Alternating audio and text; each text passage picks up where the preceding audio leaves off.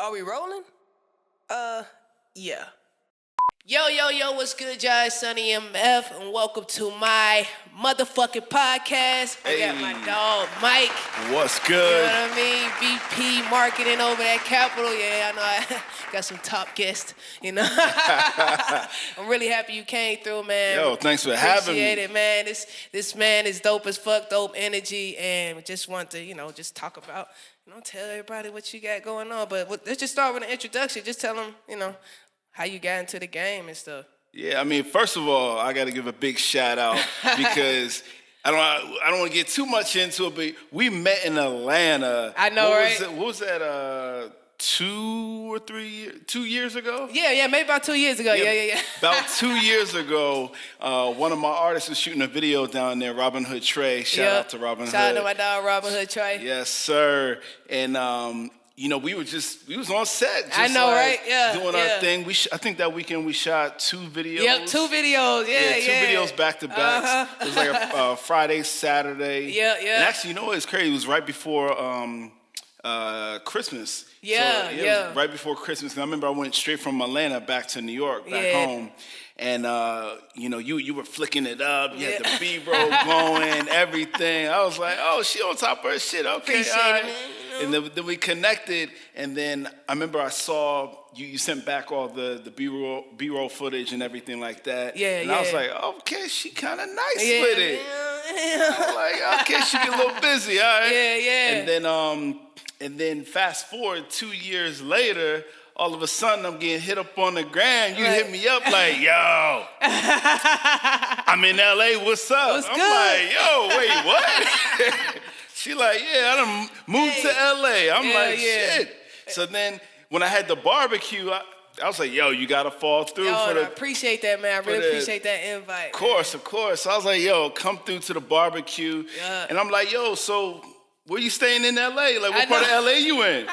She like, bro, I'm down the street. Right down the street, like walking distance. You know what I mean? Literally down the street. I walked here right now. Like, that shit is crazy. I love it, man. Yo, it's like by the time you start a car, I could already been there. Exactly, for real. That's all I seen where it was. I was like, nigga, we really neighbors. Like, damn, I done moved on up, man. Pull up. Hell yeah. But it was dope to, see you come to LA because I'm all about like good energy, good people. Yeah. And, it's one of those things like, I keep people close to me that have good energy and, doing good shit. Because, like, it's hard to, especially in LA, to find people that are genuine. And, yes. It's a different way of life out here, too. Yeah, it is. Definitely. Coming from New York, where I'm from, it's like I had to get used to a lot. I mean, I had to get used to a car, first of all. Damn, I know, right? Yo. I didn't drive. Yeah, out here you kind of gotta have a whip, for real. Gotta have a car. Yeah. Like, I'm used to taking the subways. Yeah. Just walking. And that's why, and it's funny because, like, I say to people, a lot of people, like, yo, I'll walk here, or, like, if I park far, they'll be like, yo, can't you park any closer? I know, right? Yeah. I'm like, nah, I'm from New York. Like, get some exercise. Yeah, exactly. Let me get my steps in, man. Yeah, no, 100%. But actually, to get back to your original question, how I started in the game, it's a long story, but I'll simplify it.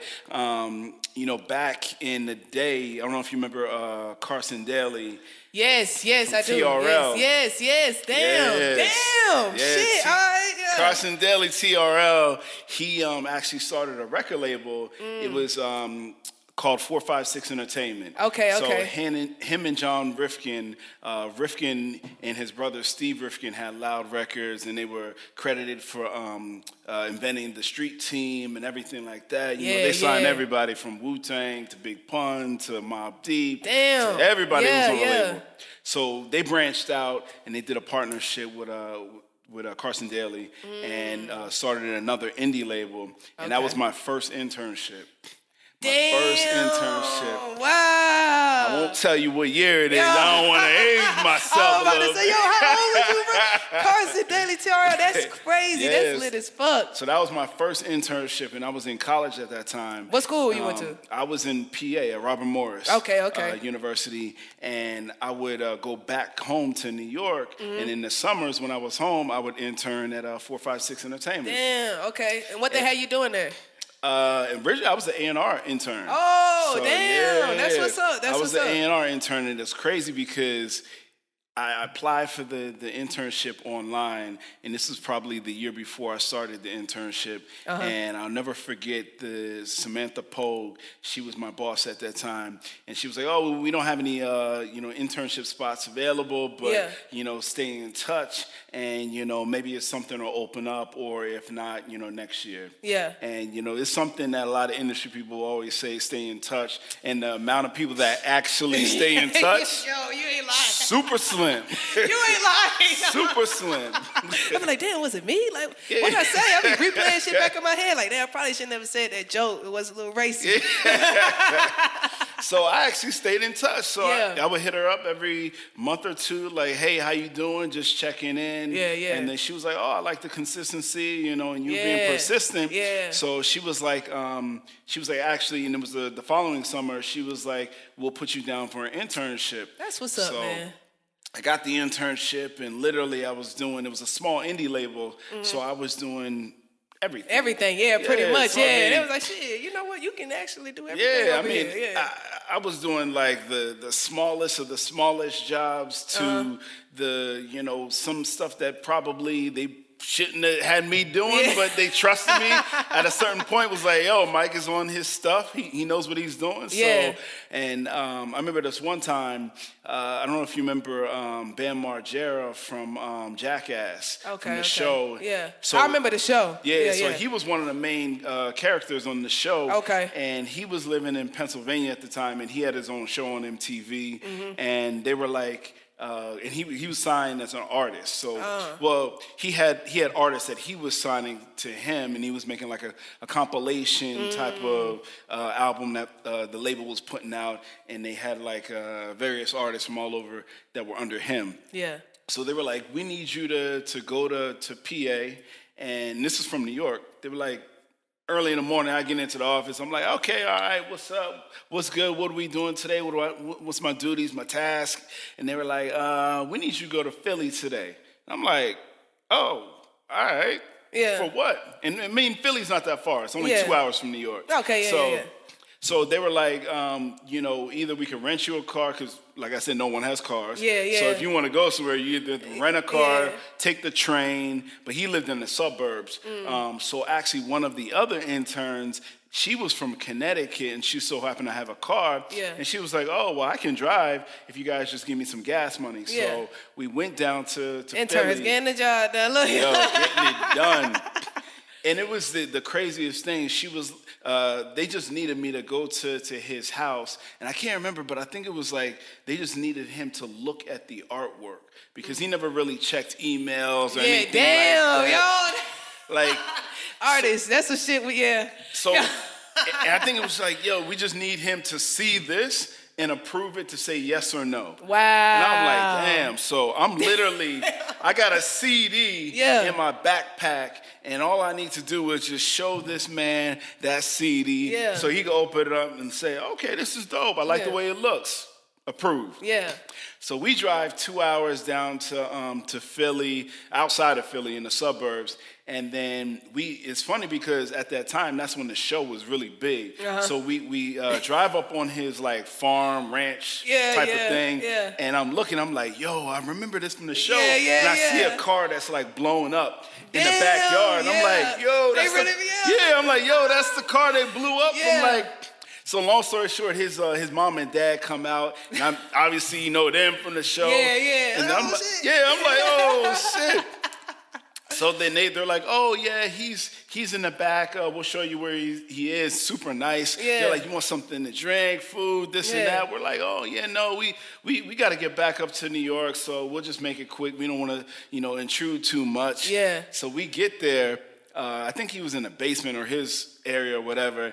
and he's watching TV, and he's got like his feet kicked up, and he's Best life. like, "What's up, man?" I'm like, "Yo, what's up? How you doing? You know, I just wanted to." He's like, "What do you think of this?" And I turn around, and he's watching the last episode of Jackass that hasn't aired yet. Ooh. So he's like, "Hey, sit down." He's like, "Come watch this with me. Tell me what you think." Shit. I'm like, damn, this hard shit. as fuck, yo. I'm like, damn, all right. Yeah. So me and the other intern, we just sit down and we basically just watched the episode of Jackass. Yeah. And like, we were like, yo, this is crazy. This is dope. You know, we like this, like that. And he was like, all right, cool. He was like, yeah, I was thinking about changing this and doing that. And then the whole time I'm kind of like forgetting that. I'm like, okay, we got to get back to New York. Yeah. You know, 2 hours away. But it was just like a dope ass, you know, just kind of like learning experience for me, you know, of how to, first of all, deal with artists and people, because you have to know how to like, you know, maneuver, talk. You got to know how to be able to move certain situations. Yeah. And, you know, I could have easily been there for hours and hours and hours. Yeah. But I knew that I had to be back. I had a duty and a task that I had to get back to New York before everyone left the office and give them that approval. Yeah. And then also make sure that everything was in line. Yeah. So I'm talking to him and I'm like, yo, this is dope. And then he looks at it and I was like, oh, we actually have the CD here. Can you look at it? He looks at it. He's like, yeah, this looks cool. And he was basically like, okay, so that's it? You guys want to hang out? What are you guys doing? And I'm like, in my mind, I'm like, it's crazy, but like that one moment of us taking a whole day to go down to Philly to have him approve something that took 2 seconds. Seriously. But if we didn't do that, that could have made, you know, someone else's life hell. It could have been all right, now we're late on manufacturing the CD. You feel me? You know, we got to get these to the plant. We got to get these in Walmarts, Best Buys, Targets, all that kind of stuff. Yeah. So, you know, they were dependent on me to make sure that this was approved and get back. Yeah. And at that time, I didn't realize exactly, you know, what task they gave me, but it was an important task. Yes, definitely. Even though it was something that they didn't want to do, because they were like, yo, I can't leave my office to go to Philly and come back. I got too much to do. Send one of the interns.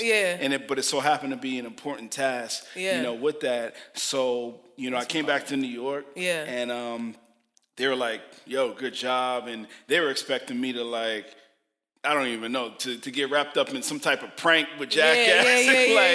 You know, get like, I don't even know, like have them strapped like M80s to me. Might come back with no legs and shit. Oh, he came back with a rocket launcher and some shit like that. That's what's up. But I got the job done, and you know they were like, you know, that was dope. And from there, you know, I kept doing my internship at the end of the summer. Went back to college. Then I came back the following year, and then. They were actually folding the label. So John Rifkin, he actually went back to Universal. And he was like, yo, I'm bringing the Loud imprint back, Loud Records. Wow. And I was like, oh, shit. He was like, I don't have anything for you right now. He was like, but stay close. He's like, just be in the building. And that's one of the things I tell people all the time, like, you got to wait your turn. You got to be patient.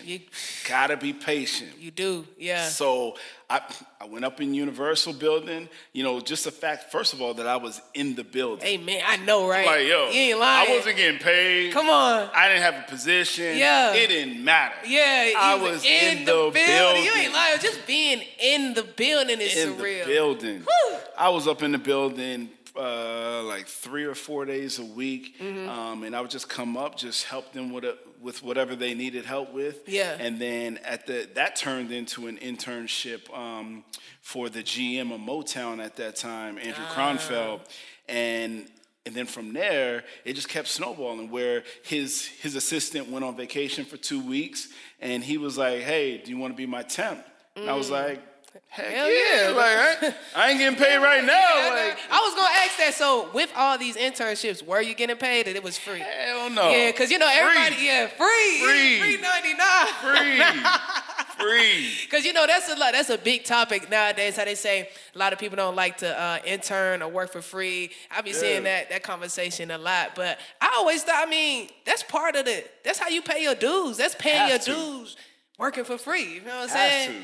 And I mean, unfortunately, you can't do that a lot now because some interns messed it up where they're trying to sue companies for not getting paid. So now you have to get college credit, you know, because when I was interning, you know, there was a lot of people that weren't even in college. It was just basically like, yo, you my boy, you my girl, like, yo just come up to the building. Be in the building. Around, be around. You can't do that now. Now it's too many lawsuits now. Like, you know, you try to sneak somebody in, they're like, who's that over there? I know security be on that shit. Yo, I tried to sneak in a couple labels and that shit did not happen. You feel what I'm saying? Like, nah, the security was tight. I was like, all right, I'll try again later. Everybody gonna be like, damn, so that's how the fuck Sonny be doing that.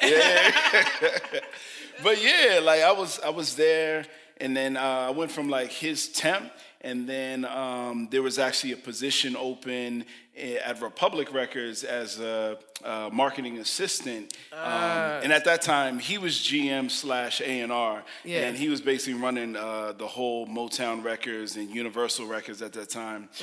So his old marketing person was now the head of urban at Republic Records. And he was like, hey, there's a position open at Republic Records. Would you be interested? And I'm like, yeah, for sure. Like, I'm trying to get in the building. I know, right? Yeah. So he was like, it's in marketing. You know, I was like, okay, let's do this. And so I made the switch from A&R to marketing. Okay, so that's how that happened. And then it's funny because I'm interviewing for the job, and then she was like, yo, tell me, you know, a little bit about yourself. And I told her about the 456 Entertainment and John Rifkin and, you know, some other people at Universal. And then she was like, oh, so how's your relationship with John? And I was like, oh, that's my boy. Like, that's my homie. And she was like, oh, really? And I'm like, yeah. She was like, oh, okay. She reaches over to the phone and calls him right on the spot. And she's like, basically, she was like, okay, I'm going to see how much that's your boy. And that's why I always tell people, like, don't throw out names, don't name drop if you ain't ready. If you ain't ready. You can call them and be like, hey, man, I'm trying to... She called and she was like, hey, what's up, John? She was like, I got a Mike Barrow in my office. And he's like, Mikey B? He's like, what's up, Mikey B? That's and then all she from needed there, from there, she was like, okay. He got that one. So she done probably seen a lot of niggas throw his name out. Probably just like, I'm tired of the cap. Okay, you about the fifth one today. So you know let me call his call this nigga. He was on lunch last time, but not this time. But yeah, from there it was history. I got the marketing assistant position.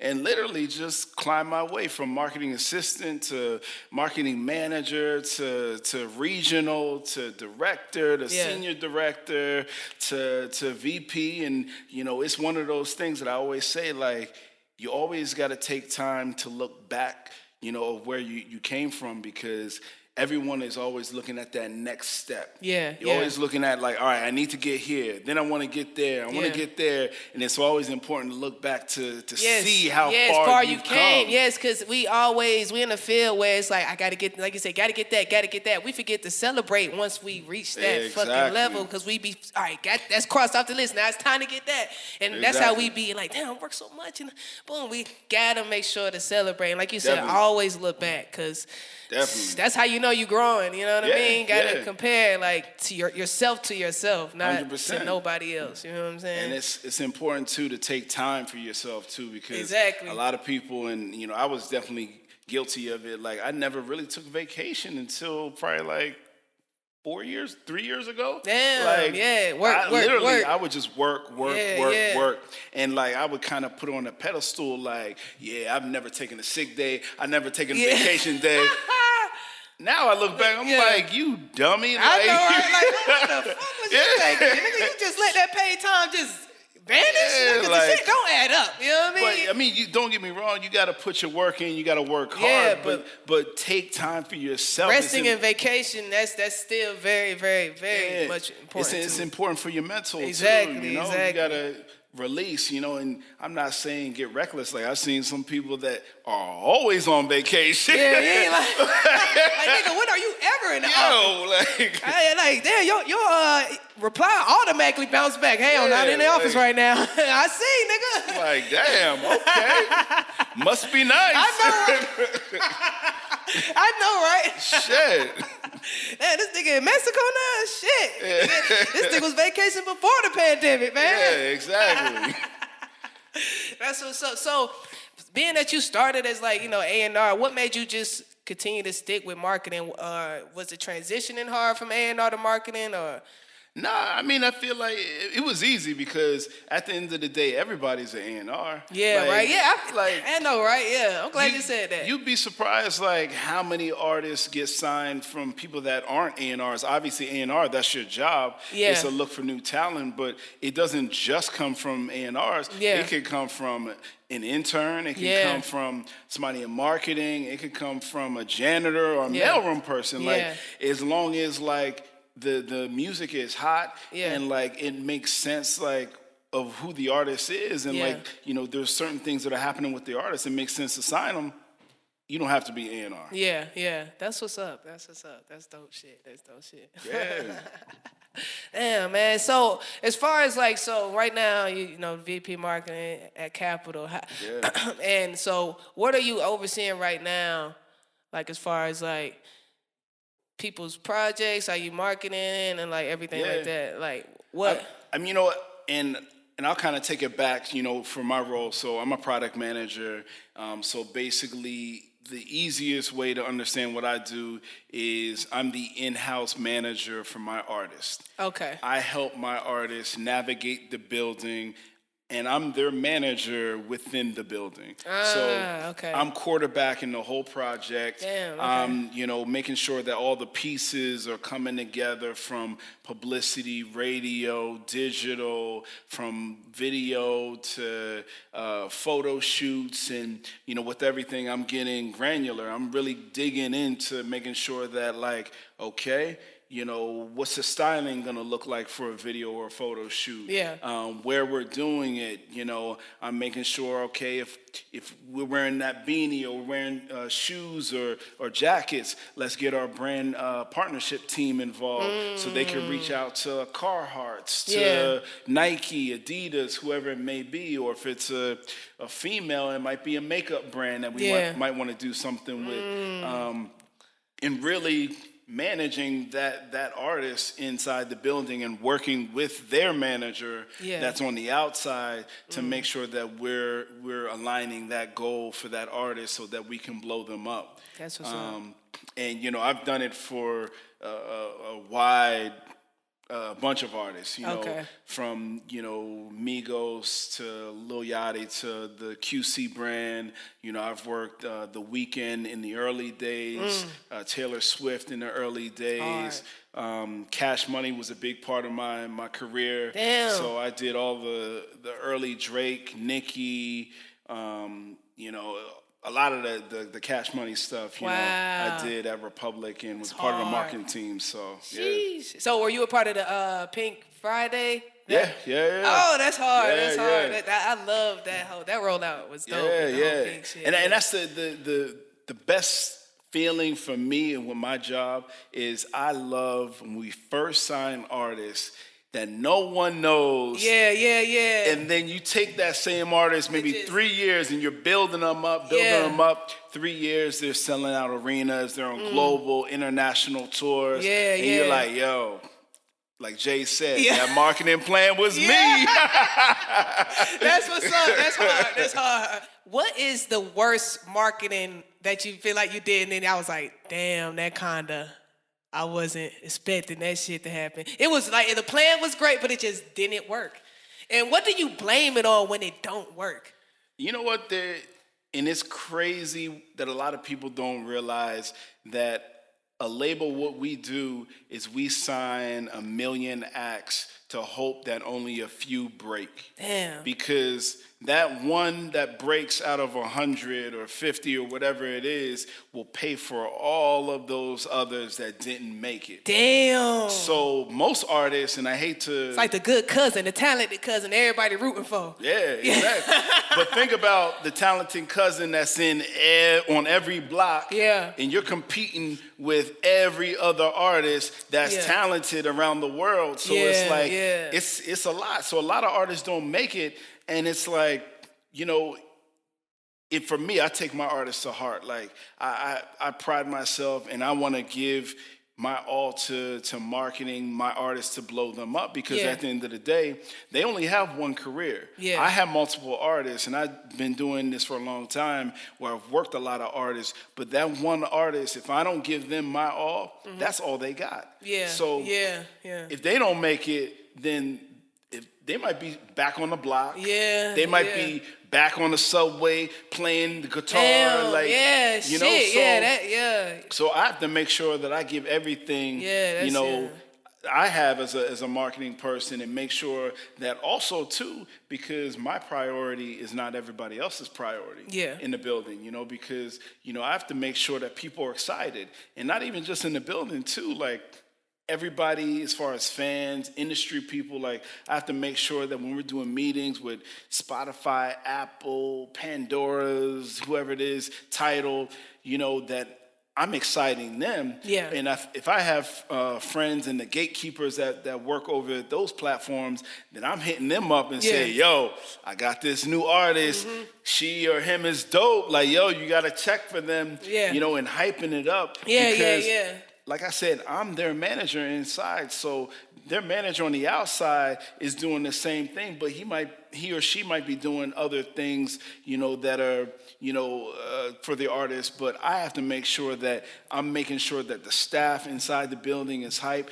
I got to bring all the news to everybody in the building, like, yo, we just crossed 1 million views on this video in less than a month, or we just did it in a couple of days. Oh, we have this, you know, Tori Kelly, she's lighting the Christmas tree at Rockefeller Center. You know, she's performing in Macy's Day Parade, you know, and that's all coordinated with, like, our press team and making sure our digital team is in line and radio, you know, all that stuff, you know. So I have to make sure that people stay hype about it. Yeah, that's what's up. So that's a good way to even put marketing, just making sure people be hype about it. Just building that hype and, like, letting them know what the fuck going on. Like, hey, don't walk by my artist. That nigga he just made over $1 million in a week. All right, he's doing some shit, like y'all better wait, man. Just wait till this next shit drop. Exactly. And it's also, and it's coming up with creative ideas. You know, it could be like, you know, I've had artists call me, and that's the other thing too, like, I have to have a relationship with my artists, because if I don't know you as an artist, how can I market you? Exactly. True. Imagine if I have an artist that's you know, has a drinking problem, and I say, hey, I got this new brand of liquor, or you wanna put some product placement of Absolute in your video. Nigga be like, wait, you know I'm a recovering alcoholic. Why would you? So I have to know my artists in every way, you know, especially when these opportunities are coming, you know, through different departments to me to say, like, hey, we have this popcorn deal, you know, do you think X artist would be interested? I have to be able to field those questions as if I know them, because he's actually allergic to popcorn, man. Exactly, so. Exactly. Or the opposite, I have to go to the department to say, yo, this artist loves Doritos. We need to make something happen with Doritos. Dope. Like, how do we do that? You know, prime example with Yachty. He loves pizza. He eats pizza every single day. So we were all thinking, I'm like, yo, why don't we created a pizza pop-up that basically we sold pizza merchandise, and it was Lil Yachty's Pizzeria. We served the pizza or the merch in pizza boxes. We did it in New York, LA, and Georgia. It took off, went viral. I love a good pop-up. I love a good pop-up. And we did it in famous pizza shops in different cities. That's hard. It was like I know it went dope. crazy. So dope. So like working with the artists to come up with creative ideas like that so that we can, get their brand out there and that we can do, a bunch of things, and that's what I love to do. Like a lot of artists are like, yo, I freestyle, I can spit something. I love to freestyle my marketing ideas off the top of the brain and just like, yo, what if we do this or we could do that? And then executing too, because having ideas is just one thing, but if you don't execute it, it's nothing. It's nothing. It's just in nothing. your mind. I know, right? And then you probably forget about it. And then somebody else come up with a similar idea, and you be like, damn. You be like, oh, I thought of that last year. I know, man. Did you do it? I know, right? But did you do it though?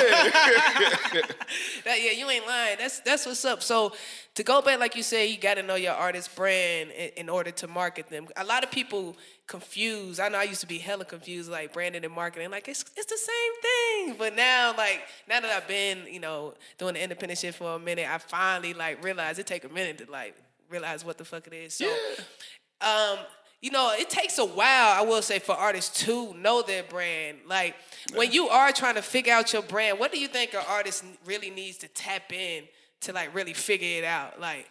I mean, honestly, the first thing I always say is be true to yourself. Yeah. Be true to your music, but know your lane. Mm-hmm. Obviously, if you're you're a country artist, you're not gonna be in all black rock or metal type of stuff. Yeah. As far as your image, but you have to be comfortable in your skin to know I'm gonna stay true to myself. If I love to be this type of way, then I'm gonna be true to it. I'm gonna really identify with myself because I would hate for an artist to change themselves and to look back and say that wasn't really me. I just did it because that's what everybody else wanted. Yeah. You have to make sure that you're comfortable. And if you don't know your brand, start with small things. Start with things that you like to either do, wear, go, and turn that into things. You ain't lying. Look at Action Bronson. He's a perfect example. He's an artist that loves food. And what did he do? He turned that into a TV show. Yeah. Fuck, that's delicious. Yeah. That's his brand. Yeah. And he put that up on YouTube, and then what happened? He got picked up by Vice. Exactly, yeah. And then from there, he sold that. Yeah. And then he's spinning it off into a million different shows. Yeah. But it all started with something that he loved, which was food and him cooking. Yeah. And it went, from there. Yeah, that's what's up. Yeah, you ain't lying. Yeah, that's dope. And like you say, just start with even your favorite color, pink sweats. Yeah. That nigga whole name, you know what I'm saying? Exactly. And it's what he liked to wear. So yeah. Exactly. Yeah, that's a whole brand in itself. You feel me? Damn, you can do so much with that. And don't think too deep into it. It could be the most simplest thing. That's it. When you see an artist and completely independent and you see them come out with a fire-ass marketing idea, what does that do for you? How the fuck? Yo, I mean... and what are some artists that you seen come up with their own shit that you was like, oh, yeah?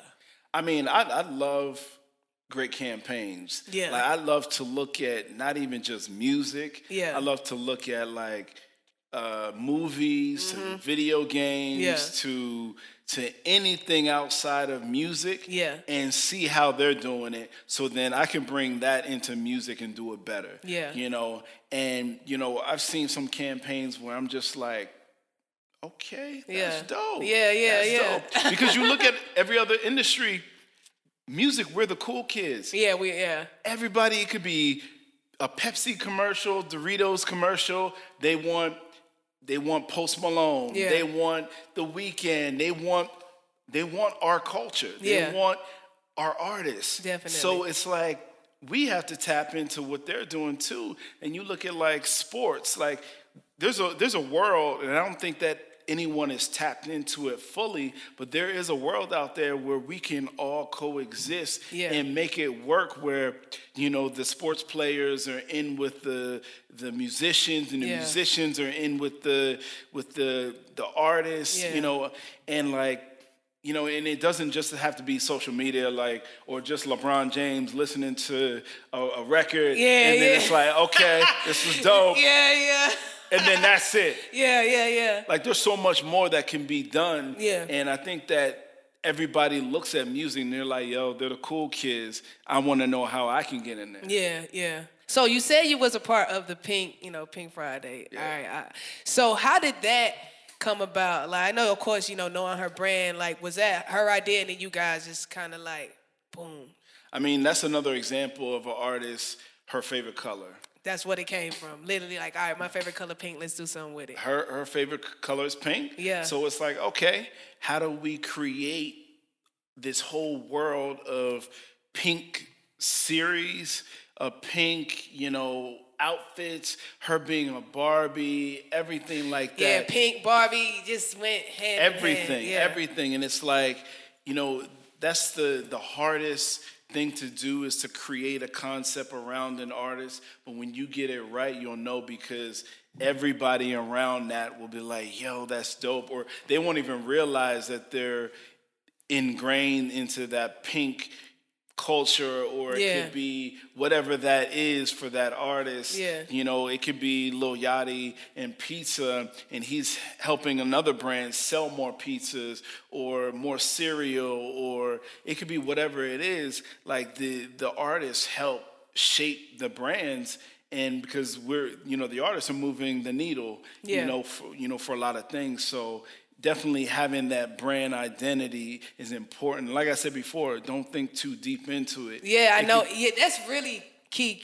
What they say, kids keep it simple, stupid. Yep. That is really key because you can fucking overthink this shit and try to figure it out. But like you said, just fucking favorite color. Like, what? Yeah. And also, too, and knowing what it is. Like, how many records have you heard that have been like novelty records where like, it's here for one moment, but it's not going to be here the next. That could be by design. Yeah. You look at like some boy bands. That was a phase that happened. That people made. Mm-hmm. People made those boy bands that a lot of them never met before. I know, right? That broke my heart about B2K, bro. Like, I was like, damn, like, them niggas was really, when I went back to the Scream tour, they was really together for like 2 albums. Yeah. Maybe 3 because the Christmas album. And I was just like, damn, it felt like when I was a kid, it felt like they was together for so long. Yeah. Like, I thought them niggas was best friends and grew up together and shit. Yeah. This whole industry a lot, man. But you know what it is, though? It's about identifying what's missing. Yeah. Like you look at what's happening, and that's what myself as a marketing person, I do is I look to see where the voids are. Yeah. What's missing? Like, and things happen cycles and phases. Yeah. If your music is, you look at like music in general, rock has been not as prevalent as it used to be. Yeah. Because it's all about hip hop right now. Yes. But hip hop is pop culture right now. Exactly. Yeah. But 10 years ago, rock was king. That all the rock bands were on top. You ain't lying. Yeah, it really it was different. So, but it happens in cycles. Like R&B was going through a phase where it was it. Yeah. And now it's a different eclectic type of R&B. It's not your same type of R&B that was before. Yeah.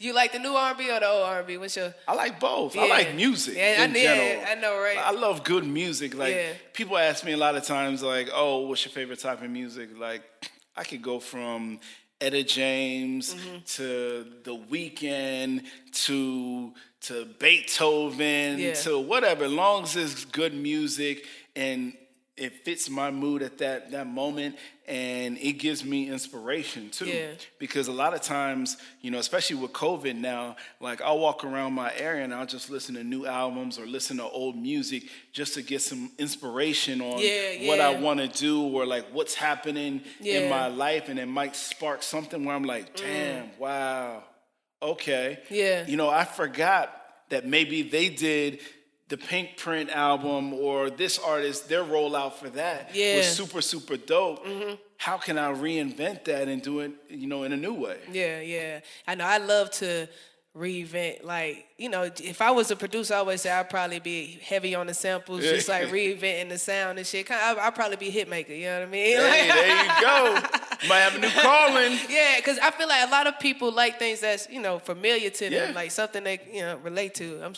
I'm sure shit, you know that for sure too, Yeah, right? I mean, it's all by design too, Yeah. because you think about like the producers that are sampling records that might be like an Aaliyah record, or it might be whatever record, and then people that are in their 30s, 40s, or late 20s, whoever it is that can relate to that record.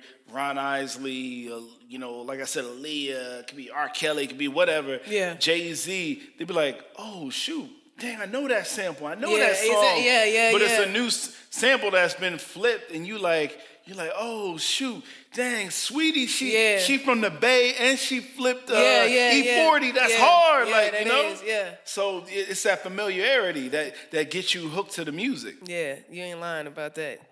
With the industry and everything always changing and evolving, digital marketing, that's something that came into play as of, I guess, recently in the game, you think, with playlisting and stuff like that. Like, when did digital marketing kind of become a thing, and when it first happened, like, how was that shift from, Yeah, I mean, when I was interning and I came up, there was no Spotify, there was no Apple Music, there was no iTunes, it was CDs, I know, right? So we went from CDs to a new thing called iTunes, where you can download your music. Yeah. And, you always have to be a student in the game. You always have to be ready to learn new things, because if you don't, then you're just going to be doing the old thing, and then that new wave of people are going to come in and know how to do it, and you're going to be out of a job. Yeah. So literally, you think of like I remember like there was a bunch of the old sales dudes that were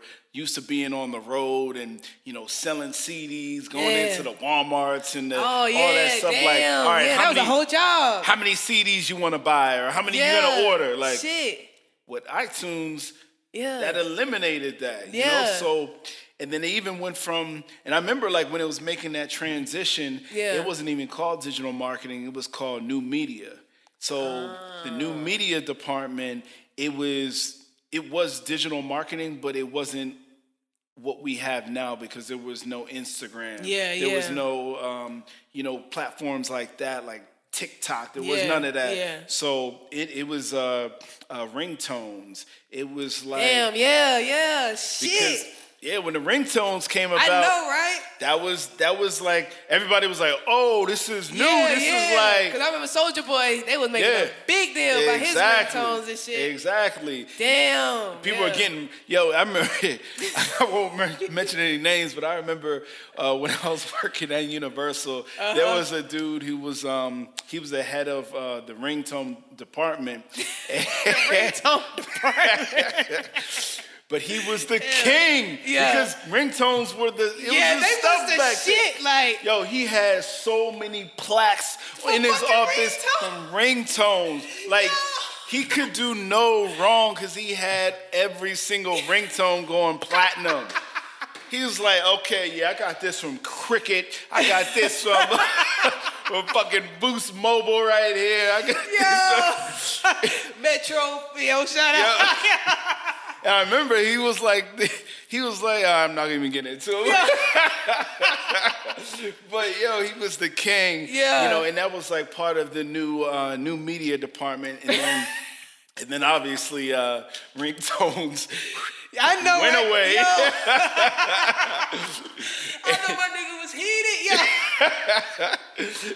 He probably don't even want to see a ringtone back. Fuck the ringtone.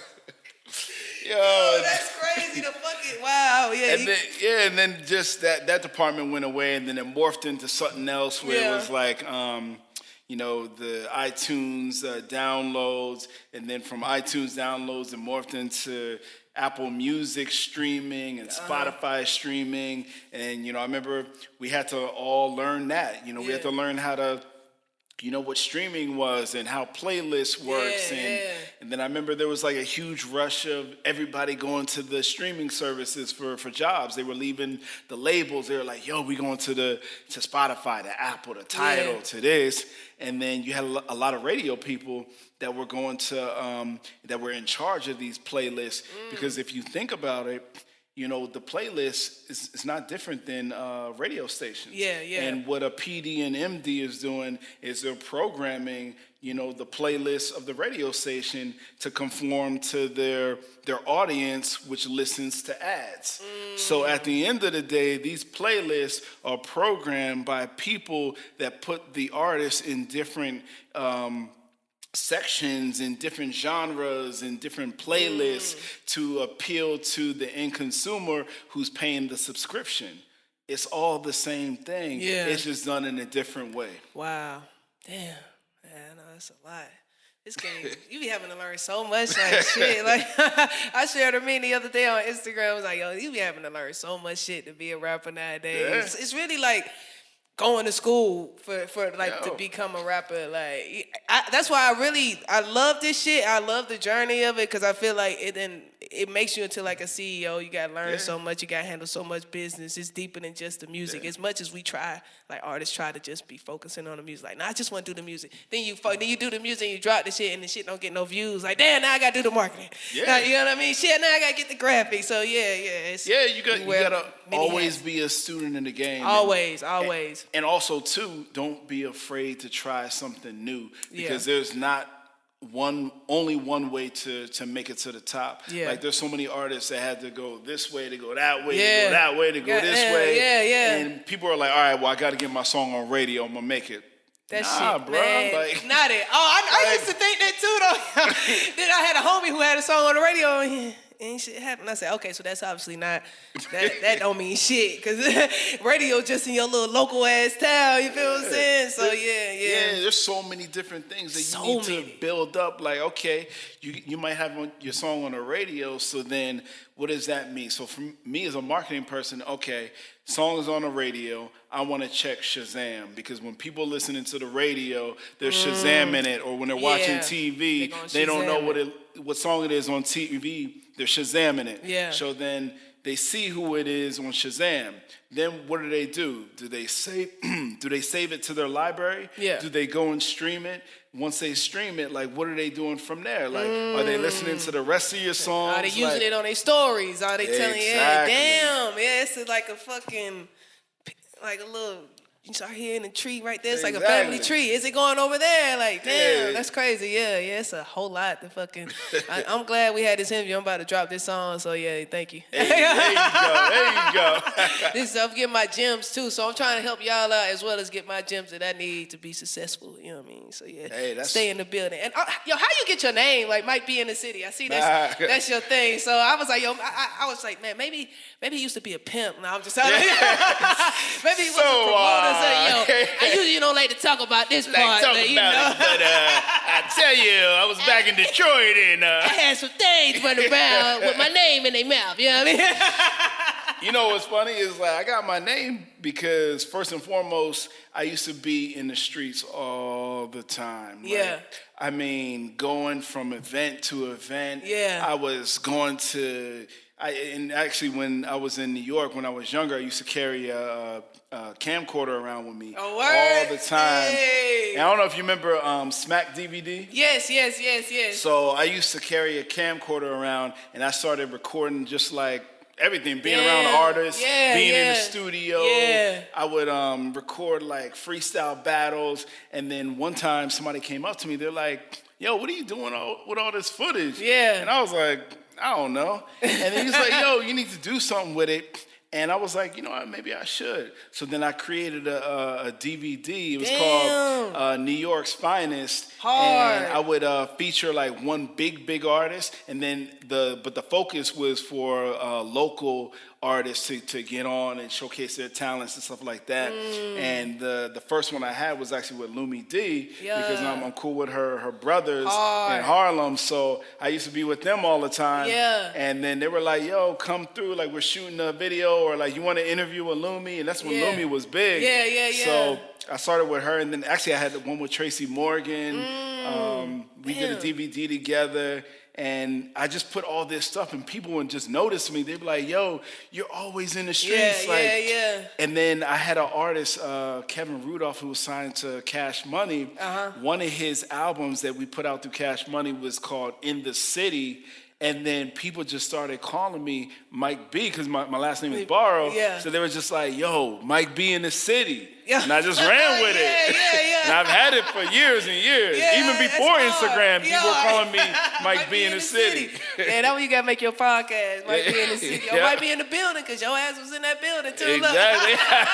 Your ass be some places, brother. Exactly. That's what's up, man. That's because I was like, yo, that's the first thing. I was like, yo, I wonder where he got his name from. Yeah. When we first started following each other on Instagram, I was wondering that because I was like, you do marketing now and shit. I was like, he probably was a promoter. Maybe he was maybe he was a rapper. Shit. Maybe you never rap. You never wanted to be a rapper? No, I never was a rapper. Never But I started out actually in the industry producing. Oh, word? Yeah, I went to school for music engineering and production. Oh, wow. That's what's up. You ever fuck around from time to time? Yeah. I still produce here and there. Oh, word? You ever placed a beat before?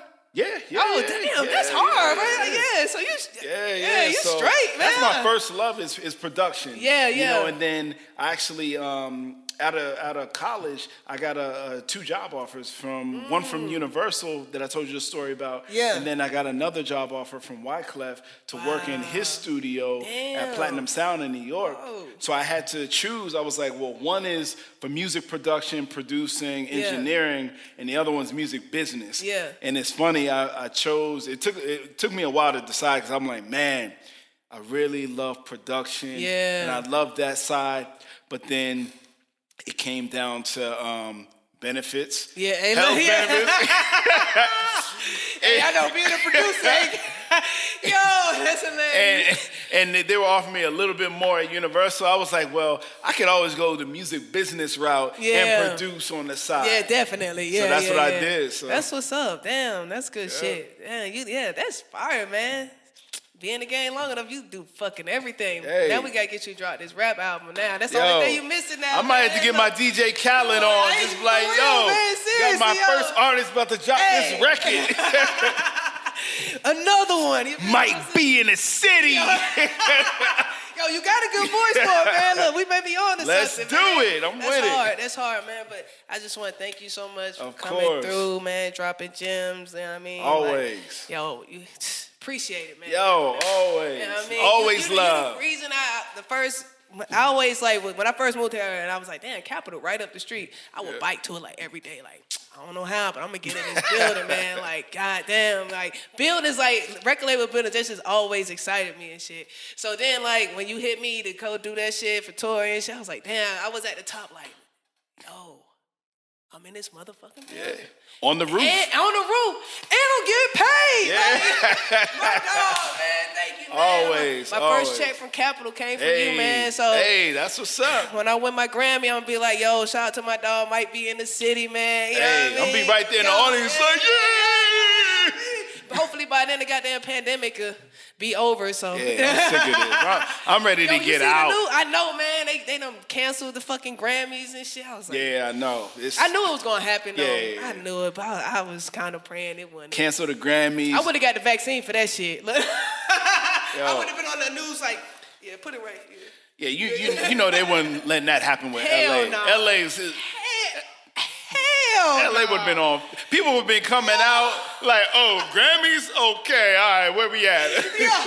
Niggas would never get how crazy it was last year. Like, that what really made me move out here. I went to Grammy week for the first time last year, and I was like, nigga, this is it, man. This shit is... Grammy week is serious in LA. God, bro, that shit was fire. Like, I had a great time. And then the pandemic happened. I was like, you know what? If the world about to end and everybody about to die, I'ma just die in LA, man. You feel what I'm saying? Shoot, people moving around in LA right now like it is Grammy Week still. So imagine if Grammy Week was happening. What? It would have been crazy, man. It would have been crazy, but thanks again, man. Like I said, appreciate you for coming through, walking to the crib, man. You know what I mean? Like, yeah, you know, I'm about to 2-step back. I know, right? Thanks again, man. Y'all make some noise for my dog. Might be, hey, man, slide his DMs, artists, drop him all the music. Now I'm just fan. Look, check me out. Yeah. Mike B in the city. Hey, he got the compilation CD about to come out, so y'all already know what the fuck going on. It's Suni MF.